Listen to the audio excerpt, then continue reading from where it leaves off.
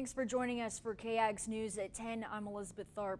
Former Congressman Beto O'Rourke made a stop in Brenham today, urging people to speak out against Texas Senate Bill 7. Governor Abbott says the legislation will be on the agenda for a special session sometime in the summer. Some people say the bill will make sure voting is fair and that each vote is legally cast. Others say the bill restricts voting rights. In response to SB 7, O'Rourke says if you care about the ability to vote, if you want free and fair elections, then you got to fight for it, adding, quote, "We all have a part to play."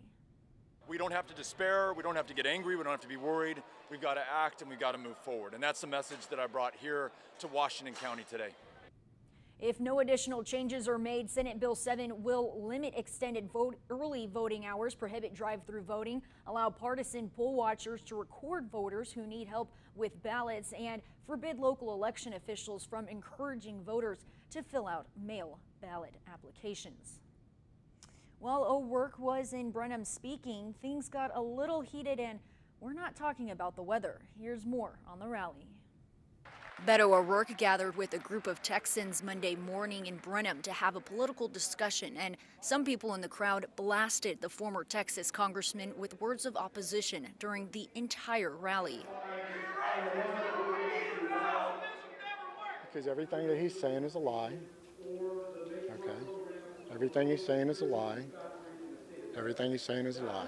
That's why I'm here. Parsons, a Washington County resident, says he thinks O'Rourke doesn't know any history and even compares him to Vladimir Lenin, the former premier of the Soviet Union. He's saying stuff right now that Lenin has said. The people that are out there crying, they're weak. But the Democrats prey on the weak. The Democrats love the weak, okay? Because they can get them to do anything they want.